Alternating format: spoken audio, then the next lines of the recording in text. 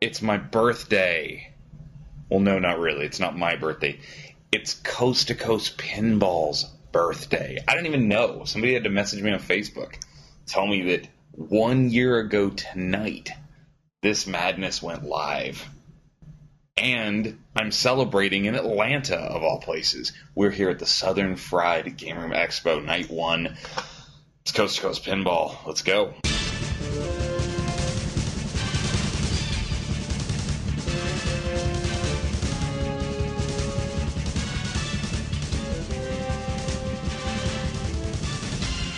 Welcome to Coast to Coast Pinball. My name is Nate Shivers. This is a podcast. It's a commentary. I'm a man out of quarters. It's episode number 90.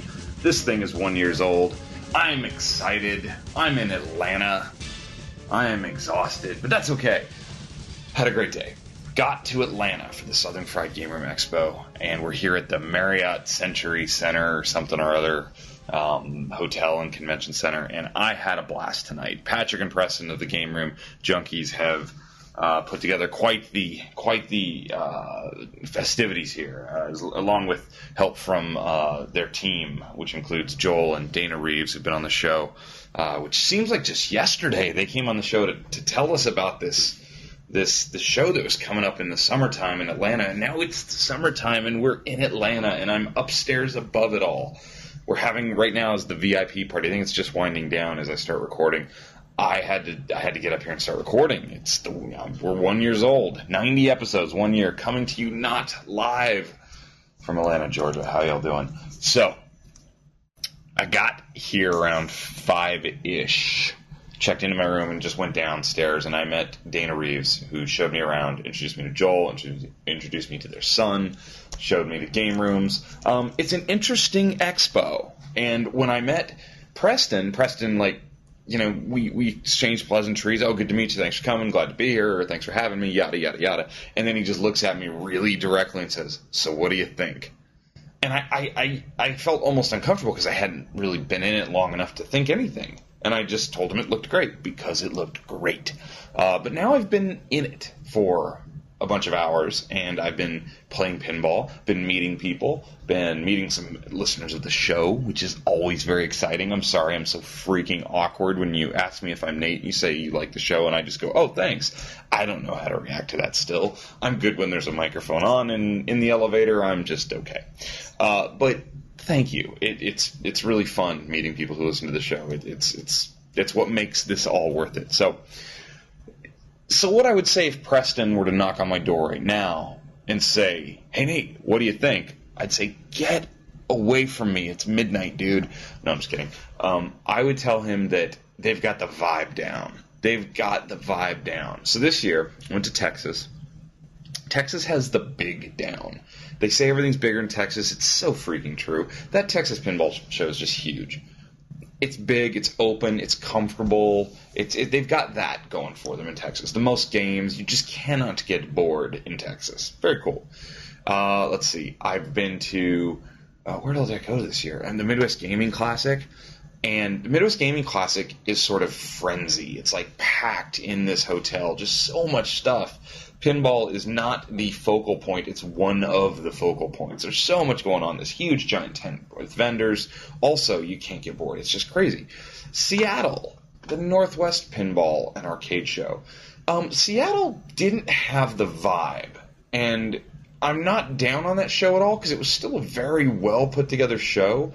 Something about the vibe in Seattle. Maybe it was they didn't have enough games. Maybe it was, big room, not enough games.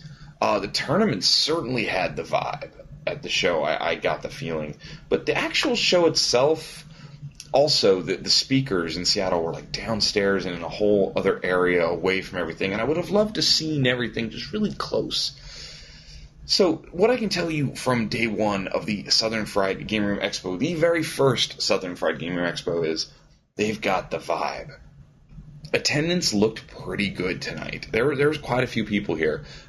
There's a lot of games, too. I would guess, and I'm guessing with pinball and arcade, I'll correct this tomorrow when I hear a better number, but I've got to say in the 150 to 200 range. Somewhere in that. tournament games and everything, all in, something like that. Everyone's so friendly here. It's like kind of ridiculous. Everyone's so nice, so helpful, so friendly. It has a really good sort of welcoming feel to it, and that's really important for this hobby. I think, especially when you look at like tournaments and stuff like that, I watched people at the other shows I've been to, and including tonight, go up to the tournament desks at these shows. And a lot of people are scared to death of that. Scared to death that they're about to pay money to play pinball and maybe not do very well and maybe get laughed at or looked down upon. And I would say this: nobody's going to laugh at you or look down upon you at any of them. Any of them. Even at a serious tournament like It Never Drains in Southern California, which I went to early this year, nobody's laughing at you. It's not like that. But this show, the Southern Fried Gamer Expo, probably more so than any other show I've been to, just had a really welcoming, like, cool vibe about the tournaments, about getting into the place, about just playing all the games. There were no games that were behind, roped off areas. You see that at some of the other shows, that vendors will bring games, and they're sort of like, these are for display, don't play these. I didn't see any of that tonight. It was cool. Not a ton of vendors. There's a few, and I'll do a more in-depth rundown. I might talk to some of them as we're here. But this is sort of like, to me, the right size for year one. It looks still manageable for their management team here. And they got a lot going on. I mean, the schedule tomorrow is jam-packed. The schedule today was pretty packed. So I got here around 5 o'clock, and they were already holding an Arcades Legend panel, which I think had a few people not make it because of airplane flights, including, I think, Billy Mitchell, who got in later. If you don't know who Billy Mitchell is, do some Googling and watch The King of Kong. But then at 7 o'clock, they did the Silver Ball sit-down with sort of their two big pinball names for the show, which are Barry Orsler. I'm so bad. I hear his name pronounced multiple ways, so I say Orsler. It might be Ausler. Barry Orsler, Doctor Who, for crying out loud, and Space Shuttle, and a lot of other really important games. And John Trudeau, current Stern designer, Creature from the Black Lagoon, Judge Dredd, really good dude. They were doing a panel, which Patrick from the Gamer and Junkies podcast hosted that, did a great job, asked them some great questions, kind of early days stuff. It was great to see Barry, out and doing it, because I think Barry's health hadn't been all that great. I think there had been, a lot of talk about that. So great to see them talk about the old days and sort of what they're doing now. That was very cool. I did talk to John Trudeau for a moment. He was very excited to come on Coast2Coast Pinball, which we'll try and make happen tomorrow. He had no idea who I was or what the show was, which is cool. It's all right. Wouldn't expect him to. But I did let him know that I have owned his games and currently own one of his games, and he was just said, grab me whenever, let's do it. So looking forward to that. Definitely looking forward to that. Had a nice panel. Then they went out and did signings. Pac-Man was walking around, like a person in a Pac-Man suit was walking around. There will be no photos of me with Pac-Man. I promise you, that's not happening. They're doing film screenings of different films here. I think they had 2 tonight, more on the arcade side of things, so I wasn't doing that. But, very cool stuff that you just don't get to do on a regular basis. So I think that the team here at the SFGE have put together a really compelling program. I think Saturday is going to be kind of crazy. I have a feeling the attendance is going to be huge tomorrow. They've got some local press. They've done a lot of advertising. Patrick and Preston both kind of had wide eyes, like, yeah, tomorrow's going to be crazy. So really great facilities, fantastic Marriott Convention Center. The main game rooms are split into 2 rooms. You go by the registration desk, and there's 2 big rooms, the Century Ballroom and then the Centennial Ballroom. The Centennial Ballroom has the tournament. The main tournament going on is the Papa tournament. I think they called it the Atlanta Invasion or something like that, which has, some big-name players in that tournament here. I walked in, and, of course, I see Steve Bowden of man, Steve, I'm blanking on your awesome site right now because it's late. Steve's going to come on the show tomorrow. Steve has a site called Fun with Bonus, which is a very cool site. I think we've talked about that on the show before. Met Steve at It Never Drains in California early in the year. Really good dude. He was playing. Let's see who else is here. Actually, I want to find the leaders right now at night. So Adam Lefkoff is in this tournament playing. Who else do I know on this list? Let's see. Trent Augustine. Some other names.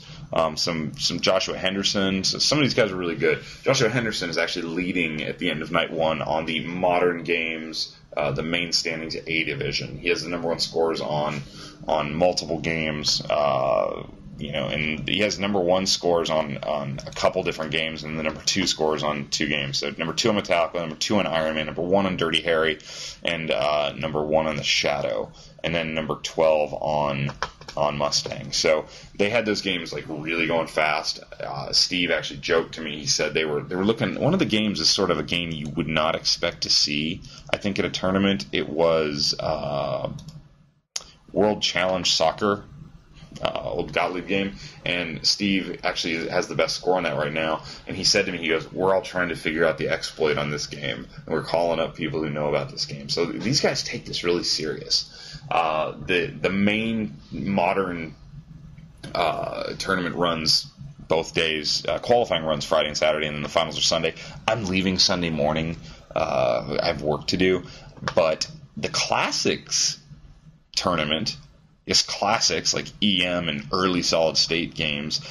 That qualifying ends tomorrow at 5, and then the finals are at 5:30. So I thought, I'll give it a try, right?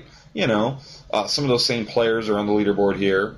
Chris Warren, Bob Matthews, Mark Steinman from Papa and Papa TV Roadshow, Steve Bowden, Adam Lefkoff. They're all sort of in the top spots on the Classics A division.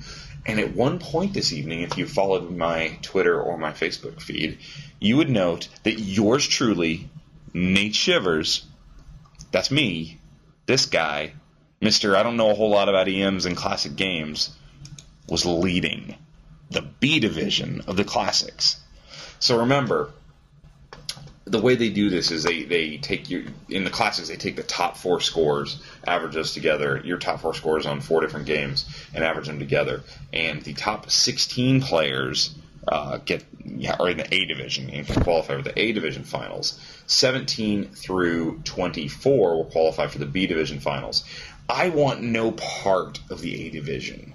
So when I saw that I was in 17th overall, number 1 B division, I was very happy with that. Now, it didn't last. I think I ended up 4th at the end of the day. So I have some work to do, likely, if I want to stay in the B division and try and make the finals. I'm going to need to improve a couple scores. If you're in the top 300 on the IFPA rankings, I don't think you can be in the B division. So I'm actually not technically what that would be, 20th overall. I think I'm 22nd because I think two of the people right ahead of me cannot qualify for the B division. So, I'm not much of a tournament player, but it was fun. I was kind of doing well. The games in the classic side are 2001, a game I had never played, which I currently have the 8th best score on. I mean, really? Pretty awesome.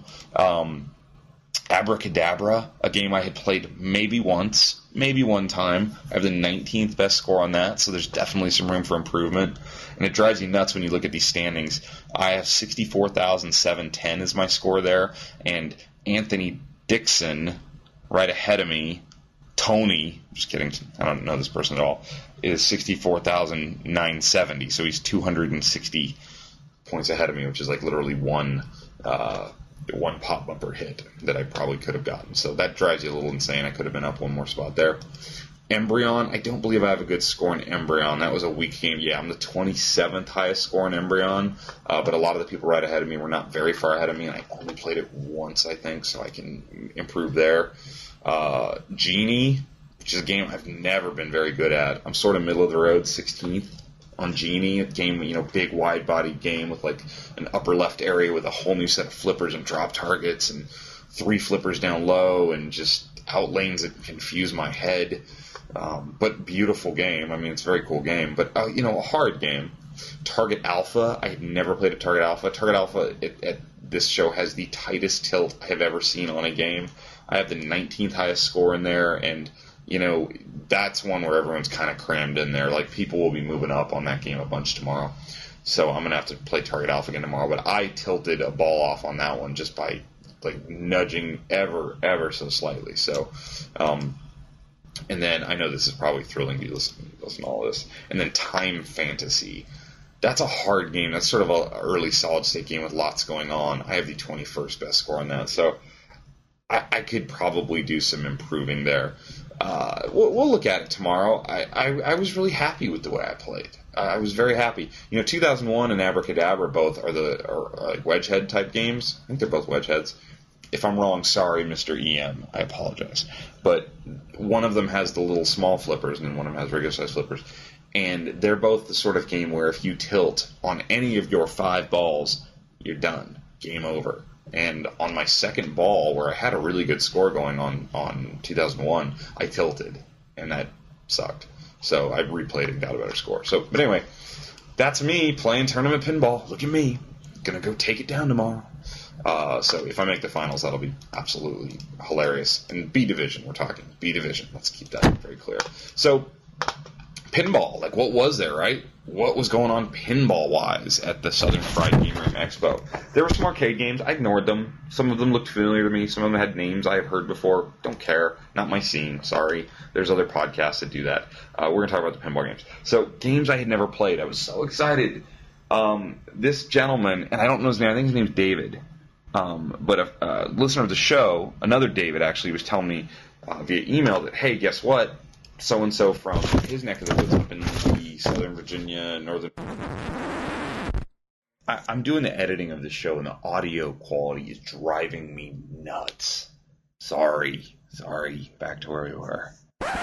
North Carolina area is bringing some A-list games like Big Bang Bar, Cactus Canyon, Medieval Madness, etc., etc.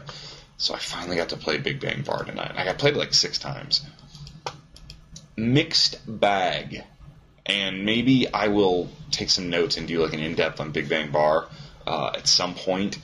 There's not a lot of them out there, so I don't know how deep I need to go on this game. I will tell you this about Big Bang Bar, now that I finally got to spend some time on it. It's beautiful. I love the way it looks. I love some of the mechanics of some of the shots. I love there's a little inner loop that has a really great loop back to a flipper. The tube shot is really cool. The dancing girls, the dual captive balls. There's some really cool stuff there. But I didn't realize Big Bang Bar features one of my biggest pet peeves in pinball design, and I am looking at you, Avengers. I hate when I play a pinball machine and I plunge a ball and the ball just sort of falls through rollover targets and then has to stumble its way down through maybe some pop bumpers, maybe the backside of a drop target build, maybe the backside of a ramp, and it just sort of like has to trot its way down and doesn't like quickly go anywhere. On a modern game, it drives me insane, and Big Bang Bar does that, and I don't like that. It feels just clunky. Now, once the ball's down to the flipper, it's fine until you shoot it up into the rollovers, and then you roll down into the pop bumpers again, and then the ball trickles back down to these little choke points.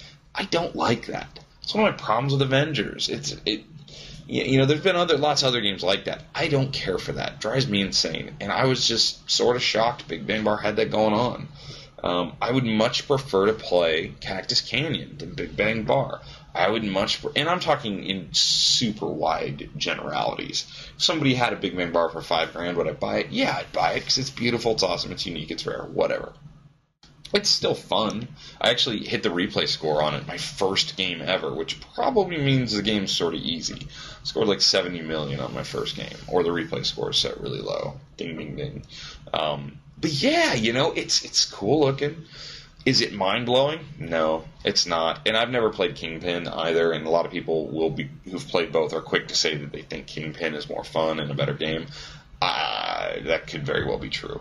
I went from Medieval Madness to Big Bang Bar early, and Medieval Madness just is like flow, and Big Bang Bar is kind of not. It's different. And then I went from AC/DC Premium to Big Bang Bar later in the night, and again, little clunky.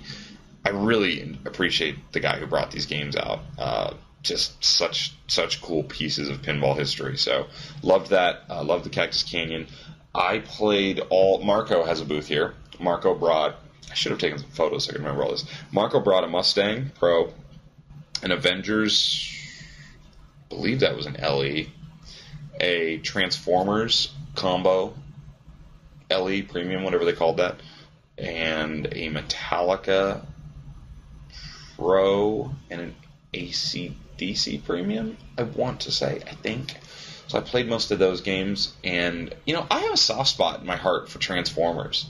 I don't think it's the best game design ever. I don't think it's the best rule set ever, but I kind of like the game. So I'd say, I kind of like the game. Played Avengers. I tried again. It's been a long time since I actually played a few balls on Avengers. I don't like that game. The shots don't feel good. They're not fun to aim at. It's clunky. It doesn't, Mustang's great. I like Mustang. I don't like the theme, not my scene. It's a little too bright and colorful for me. Like, people like bright and colorful. I don't like that style of colorful where it looks like somebody spilled a bunch of paint buckets all over it. Like, too much red, maybe. I don't know. Played it again. Plays really good. Hats off to John Trudeau. But yeah, so there's lots of cool games. There are some atrocities in themes at this show, and these are like, welcome to the D-list, like gold star candidates. Like, if there was ever candidates for welcome to the D-list, some of them are here. And I'm not even talking about like Waterworld. Like, I looked at Waterworld and thought, oh, there's welcome to the D-list, Waterworld. It gets way, way, way worse than that. There are games which I will document in the upcoming days, because honestly I don't remember what they are at this point, that I had never seen before and that are just hilariously bad. Is it Diamond Lady? Is that it? Diamond Lady Pinball? I'm Googling that. Yeah, Diamond Lady Pinball. Oh my gosh. It's a premier game. I'm assuming it's probably... No, it's not. I was wrong on who designed that. John Norris designed it. Man. I thought that was a Trudeau game for some reason. Anyway, what an abomination of artwork on that game. It's so bad. There's just drop targets everywhere, and this picture of this woman, it's so bad. But so cool to, like, see it and play it. Like, when are you going to play that game, right? So, very cool to play. And there's others. There's something else. Oh, Waterworld. Yeah, I told you Waterworld. I've never played a Waterworld before. I still haven't played a Waterworld because it was broken all night. So that was kind of a bummer. Didn't really like that. There's very nice No Good Gophers here tonight that I played. There is a cool cocktail game of some sort that I believe was sold right as I was walking in.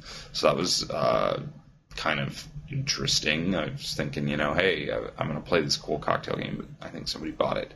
I'm trying to think of what else really stood out to me tonight. There was a Big Buck Hunter Pro. It's a 2010 Stern game. Theme I don't really care for at all, but it just looked really good. It was lit well, good LEDs in it, I guess. That looked really nice. Played a Black Rose tonight, which played well, had LEDs in it. That helped that game a lot. There's a nice Circus Voltaire. There's a Congo, which I'd like to play because I just recently played that for the first time. I played Doctor Who. Fantastic example of Doctor Who at this game. There was an F-14 Tomcat with LEDs. Looked really good. A really nicely lit Gorgar. So there's just a ton of cool games. If you're into this hobby, this is a great place to be this weekend. Really, really enjoying going through some of the games. So I'll take some more specifics to talk about as we get going. You probably won't catch me on Serpent Safari all that much, though, I will admit. But yeah, wish you were here, right?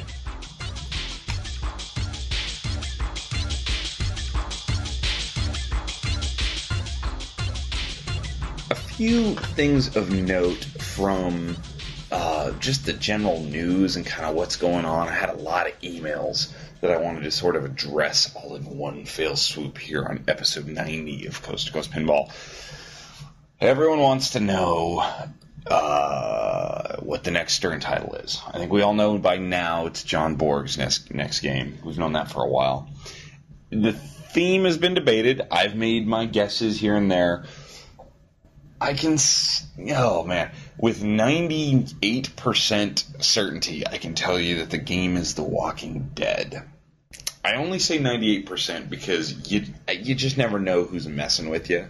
I don't know. There may be some people out there that would love to see me call it wrong, but I don't think so. I've heard it from enough different sources now that it's like, it's The Walking Dead.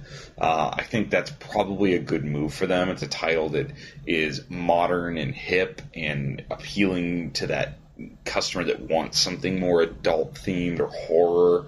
I think it actually does a lot of things all in one fell swoop, if it is indeed The Walking Dead. And I am speculating still, we'll call it that. I'm really not. I'm actually awfully sure and would bet a lot of money that it's The Walking Dead. But, so I think The Walking Dead comes back on TV in the fall. That's a show that sort of runs for a little bit in the fall, takes a break, and then finishes in the winter. And it's popular. The big question is, are they doing this based off the TV show or based off the artwork? I know there was just a digital pinball version. Not digital pinball, but, the company. I'm so bad, guys, with all the digital and virtual pinball and all that stuff. I'm so bad. I don't even know who just released that. I believe it was Zen Studios. Yes, it was Zen Studios. See, you'll just have to forgive me. Normally I'd edit all this out and it sounds so much smarter than I am. So Zen Studios just released a Walking Dead game. And it was, very, very cool looking. And if you look at the art, it was based off of the comic or the graphic novels, I believe. So it'll be very interesting to see if Stern does indeed release a Walking Dead pinball machine. What it's based off of. Is this going to be based off of this television show? Are we going to have photoshopped Rick and whatever his kid's name is? I watched the show, I just don't remember everybody's name. Or is it going to be kind of the cool artwork? The Walking Dead's been done in video games, I know already. So I couldn't help but think when I kind of heard for sure that it was Walking Dead, what Charlie at Spooky Pinball must be thinking is he's getting ready to launch a zombie game. It's kind of like a little bit of a burn, I guess, because Charlie's like into the spooky thing and the horror themes, and he's putting like his life on the line. His career it was left to start Spooky Pinball. America's Most Haunted is out, and now they're a few months out from building their Pinball Zombies from Beyond the Grave. And is it confusing to then have the biggest name in current new pinball machines putting out The Walking Dead, a zombie-based theme? I couldn't help but wonder what Charlie was thinking about. I mean, I assume he knows. If he doesn't know, what he'll think when he does find out. And if he does feel a little burn on that one, I would say don't worry about it. I think what he's doing is completely different. I think that The Walking Dead by Stern will probably not cost him many units sold, if any. There may be somebody who's going to buy one zombie game and buys the Stern. I doubt it. We'll have to see. I'm wondering, I'm wondering what they're doing with this game, because boy, they've taken a long time on this one. Borg was talking about this as being a game that he was working on and really happy with back in February, that time frame, and we're still looking like, I think, a September release is what it sounds like. I was told July earlier in the year, now it's been pushed back to September.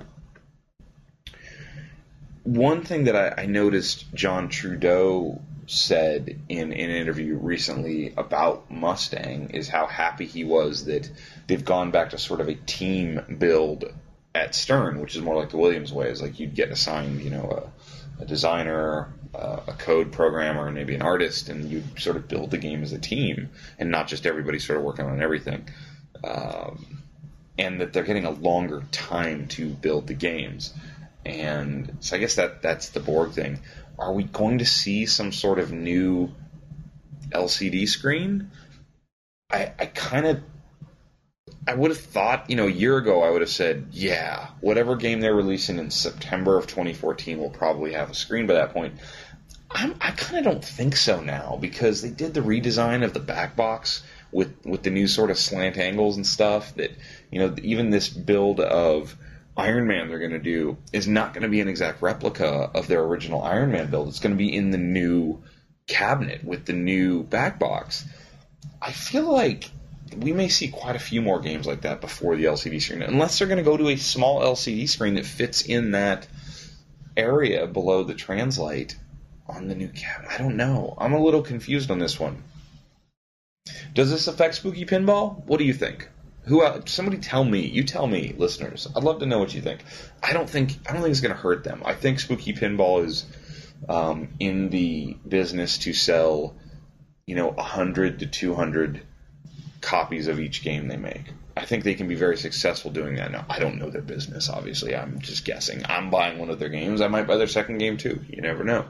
But I think that if Charlie was selling, 200 games a year, 100 games a year, I don't know. I think he'd be pretty happy, and I think he'd make a living. And I think he'd be able to continually put out games. Does The Walking Dead from Stearns foul that up? I don't know. One thing I did hear John Trudeau say tonight in the panel that he and Barry also were on here at the Southern Friday Game Room Expo, was that his next theme that he's working on now was given to him. He did not get to pick it. And sources have told me that Stern has like a kind of a laundry list of titles that either they already have the rights to, or there's bands that have sort of said, yeah, we want to do a pinball machine with you. Like, there's already a bunch of bands and artists that have kind of gotten in line. I think the AC/DC Metallica games, perked up some rock bands' heads and said, hey, we'd love to do that too. So I think they probably had a license that they needed to use, or it had a time frame to use, or just it needed a certain release, like a timely release, and that was given to John Trudeau. John Trudeau is sort of the rookie designer with with more experience, not more experience necessarily than Steve Ritchie, but certainly he's been in the industry a long, long time. But he is the new guy, so I think that they're probably giving him titles. I remember him talking about Mustang. I think he had 3 licenses he could choose from, and he chose Mustang. So it'll be interesting what John Trudeau is going to be building. Could it be the Kiss game? I want to ask him tomorrow. If I talk to him, I just want to flat out ask him, are you building a Kiss pinball machine, John Trudeau? And just see if I can get a read on him. But then I feel like that's not cool, not nice. But, just trying to be a journalist or whatever you want to call this nonsense.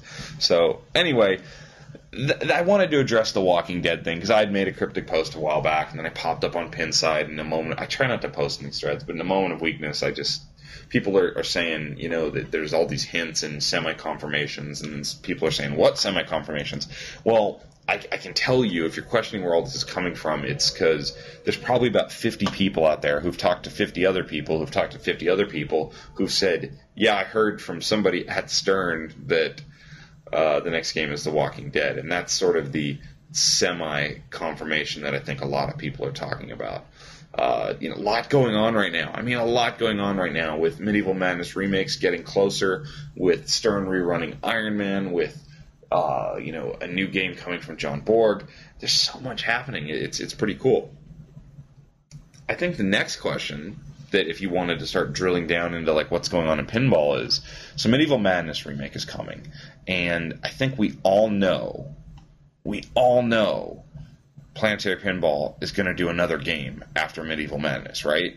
Now, they'd be crazy to tell you what that game is going to be beforehand, right? We wouldn't do that because if we're Planetary Pinball, if you and me are Planetary Pinball, and we're building Medieval Madness Remake, and it's the first game, and you have all these people either send us deposits or in line, the last thing you want to do is say, oh, we're also going to build this game, and possibly somebody's like, oh, I'd rather have that one. I don't want Medieval Madness, and have people, confused. So you don't really want to announce what the second game is until Medieval Madness is shipping and going. Now, maybe we get to Expo in October, and who knows if Medieval Madness is really shipped out by then. I have a feeling that's roughly the time it'll be going. If not before then, Stern's building these games for him. So I have a feeling that'll probably be around the time that we find out what the next game is. I have a hunch, and this is me just doing deductive reasoning, looking at the games that you would likely see remade by Planetary Pinball Supply, I was thinking about this tonight as I was standing, in front of Medieval Madness and looking at a Cactus Canyon, and I don't even want to get into Big Bang Bar and the Capcom things because I don't know how that all happens. I think they're going to do another Williams game first. And I'm looking at Cactus Canyon, and I think that's a possibility. I have a hunch, and I know a lot of people are going to say, no, it's too much like Medieval Madness.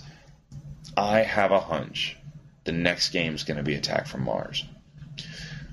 I think it's going to be Attack from Mars because it's sort of like guaranteed sales.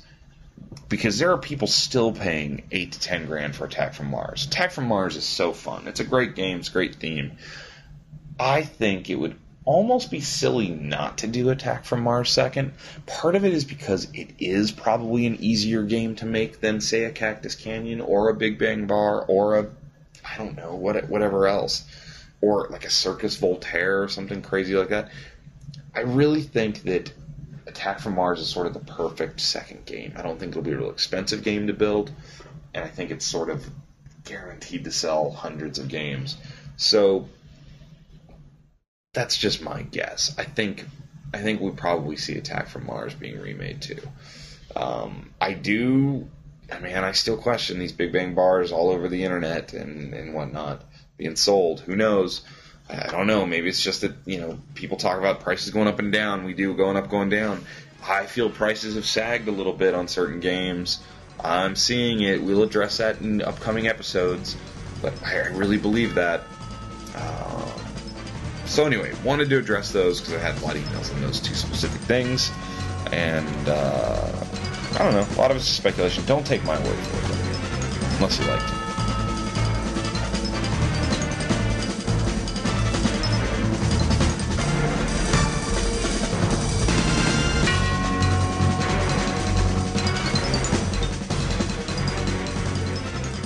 Alright, I gotta go to bed here soon because I gotta get up early and play some more pinball.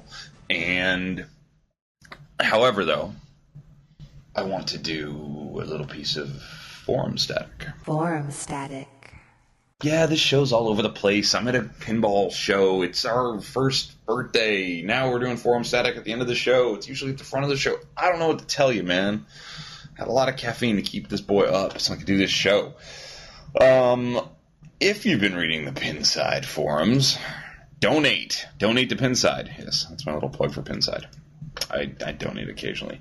There has been, for a few weeks now, 3 weeks, 4 days to be exact, a post that says, new pinball company startup in Missouri, Vonnie D. Pinball. Vonnie D. Pinball. So, I'm sorry, what is Vonnie D. Pinball? Well, if you go to VonnieDPinball.com, you will read that Vonnie D. Pinball is an independent startup pinball manufacturer located in Columbia, Missouri. This is the vision of two pinball enthusiasts dedicated to bringing pinball to the next level. The namesake of the company and lead designer, Vaughn Davis, graduated with a degree in mechanical engineering from the University of Missouri. He gained experience building and restoring quality pinball and arcade products for the pinball company. His partner, Wes Upchurch, is an experienced entrepreneur in the family entertainment industry who operates a traditional pinball arcade and game repair warehouse. Vonnie D. Pinball is revolutionizing pinball with new and original designs. So, I looked around a little bit. They've got some videos on YouTube. They have a dark sort of metal, horror, rock vibe about their videos and kind of their aura of the company. They put things on Twitter like, this is how it begins, and then it's a post of a young-looking guy with a beanie hat on, holding up a whiteboard of looks like a wide-body playfield. I mean, if I were to say that's a wide body, I think that's a wide body. Just basically the outlines of a concept of a playfield, and it's very cool. So clearly there's some design people at this company because their videos are really well done. They've got a cool logo. I don't know. I think this is cool. I think this is sort of exciting. I just followed them on Twitter, as a matter of fact. some people thought, oh, maybe these are the people that are going to do The Walking Dead. And I will tell you, I don't think that's happening. No.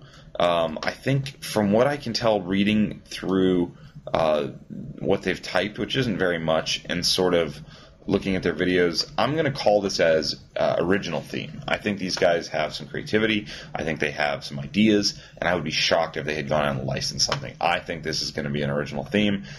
I think it's awesome that you have exactly what you need. I think in pinball you have somebody with an engineering background and you have somebody in the business side background. So they have an artist on board. His name is Gabriel Piccolo, who did a thing called 365 Days of Doodles, which you should Google because they're really great drawing. The guy's a fantastic artist.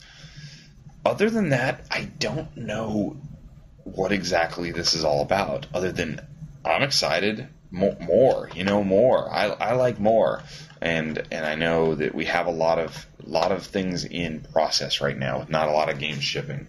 Like I said in previous episodes, kudos to Spooky Pinball for actually shipping games. They've had a lot of cool updates on their site that they're got boxes in. They're shipping games. Things are going good. We're waiting on the John Papaduke games. I hope to have John on an episode someday. I'm crossing my fingers. I want to get John on the show. We're looking for the highway pinball machines to start happening. I think we may see Thunder Pins from Australia sooner than maybe a lot of people realized. Predator Pinball, I think we're going to hear very soon what the next Skippy title is going to be.